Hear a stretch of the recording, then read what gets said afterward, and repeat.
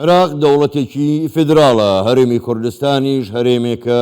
هەرێمێکی فیدراڵە لە ناو ئەو عێراقە فیدراڵەدا، بەڵام هەندێک جار لێرە و لەوێ کێشە دروست دەبێت لە نێوان هەرێمی کوردستان و عێراق. ئەخۆ چارەسەری ئەم کێشانە دەبێت چۆن بکرێت؟ دەمانەوێت قسەی زیاتر لەسەرم بابەتە بکەین بە میوانداری زۆر بەڕێز عەلی حوسێن، ئەندامی مەکتەبی سیاسی پارتی دیموکراتی کوردستان کار ڕاستەوخۆ لە شاری هەولێرەوە لەگەڵماندایە. کاک عەلی شەوتان باش، گەلێک سوپاس بۆ بەشداریکردنتان لەگەڵمان لەم گەشتەی ژووری هەواڵی کوردستان 24. بۆ خۆ دەزانی هەرێمی کوردستان قەوارەیەکی دەستوری یاساییە لە عێراقدا، بەڵام بۆچی هەندێک جار دژایەتی ئەو قەوارە و یاخود هەرێمی کوردستان دەکرێت؟ شەوتان باش، سڵاو لە ئێوە و لە بینەرانی کوردستان 24. طبێ بزاوی ڕزگاری خوازی خەڵکی کوردستان بە قۆناغی زۆر سەخت تێپەڕیەوە تاکو ئەو دەستکەوتانی کە ئەوڕۆ بەدەست هاتوون. ئەو دەستکەوتانش طبێ بەر و ڕەنجی خەبات و تێکوشانی ملەتی ئێمە خوێنی شەهیدە سەربەرزەکانمانە. ئەمە لە دەستوری عێراق لە دوای 2003 کە عێراقی تازە هاتەکایەوە و دوای 2005 کە هەم دەستور ڕەشنووسی دەستور نووسرایەوە، ڕەشنووس کورد تێدا بەشداری سەرەکی بووە تێیدا، و بابەتی قەوارەی هەرێمی کوردستان بابەتێکە پەیوەستە بە عێراقی تازەوە. ئەگەر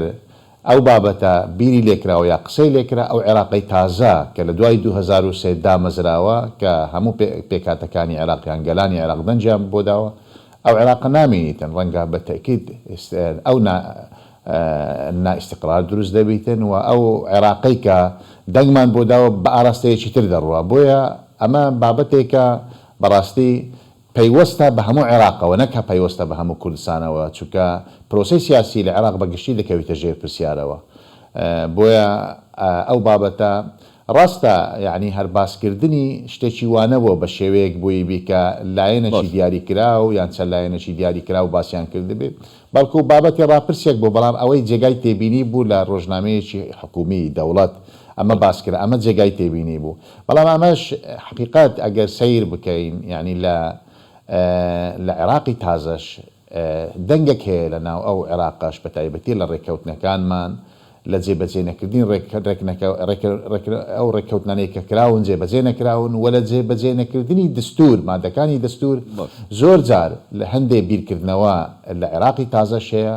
ئەو بیرکردنەوە ئەو دەنگانەی لێ دەخوێندرێتەوە زۆر، بەڵام بە تاکید ئەمە لای خەڵکی کوردستان هێلی سوورە و هیچ جێگای گفتوگۆ لە سەرکردن نییە، چونکە ئەمە بەشەکە لە پرۆسی سیاسی عێراقی تازە و بەشەکە لە مافەکانی کورد کە لە دەستور پارێزراوە.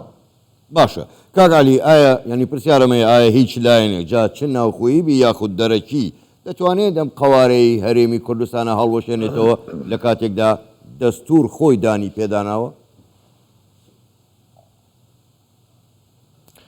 طبیعی بابەتی هەڵوەشانەوەی هەرێم وەکو باسم کرد، ئەمە پەیوەستە بە عێراقی پرۆسەی سیاسی لە عێراق پەیوەستە بە دەستور، و پێم وایە بیرکردنەوە لە هەڵوەشاندنەوەی قەوارەی هەرێمی کوردستان بیرکردنەوەی لە هەڵوەشاندنەوەی عێراقی دوای 2003 و عێراق بە ئاراستەیەکی زۆر خراپدا دەبا، بە ئاراستەی نائیستیقراردا دەباتن، و پێشمان نییە یعنی عەقلانیەتی سیاسی لە عێراق ئەو بڕیارە لەو دۆخە بدە، چونکە نە دۆخی سیاسی عێراق لەو ئاستەدایە، نە دۆخی کۆمەڵایەتی عێراق لەو ئاستەدایە، نە دۆخی ئەمنی و ئابووریش لەو ئاستەدایە کە لە عێراق ئەو بیرکردنەوەی سەرکەوتوو بێ. ڕەنگە وەکو باسم کرد دەنگێک هەیە لە ئاستە جیاجیەکان زۆر جار لە جێبەجێ نەکردنی مادەکانی دەستور، لە جێبەجێ نەکردنی ڕێککەوتنەکان بەڕەوانە بوو نەبینینی ئەو مافانەی بە کوردراون ئەو دەنگە هەیە، بەڵام بە تاکید دەنجی تریش هەیە کە دەنجی ئاشتی خواز و دیموکرات خوازە، دەنگێکا کە بە درێژایی تاریخی حرەکەی کوردی و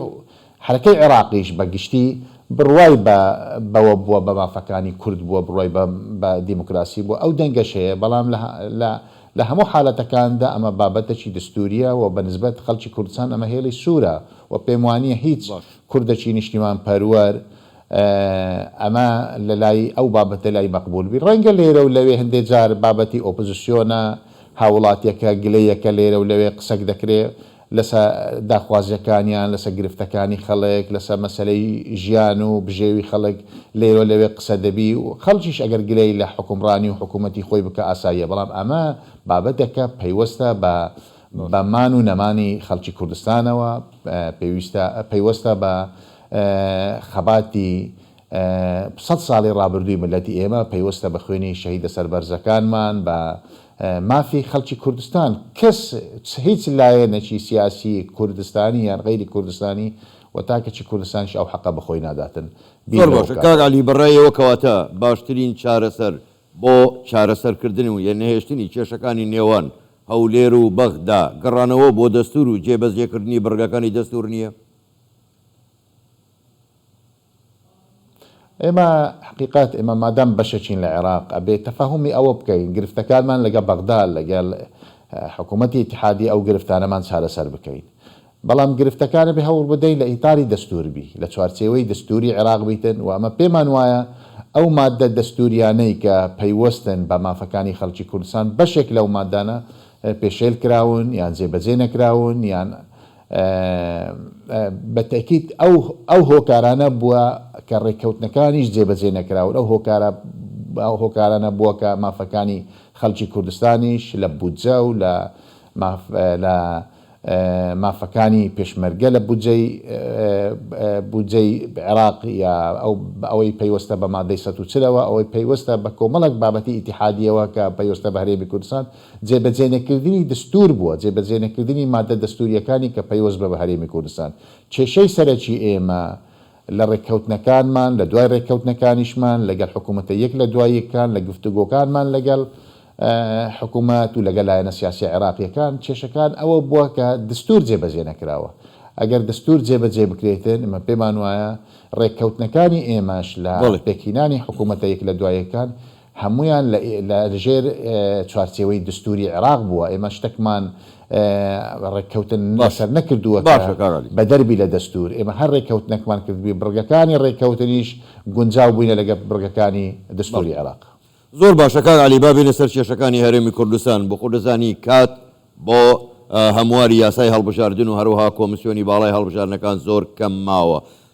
تاکو ئێستاش ئێوە کێشەکانتان لەگەڵ یەکێتی نیشتیمانی چارەسەر نەکردووە بە بڕواییەوە ئیتر کاتیەوە نەهاتووە پێشەوەی کات بڕوە کێشەکانتان لەگەڵ یەکێتی نیشتیمانی کوردستان یەکلا بکەنەوە؟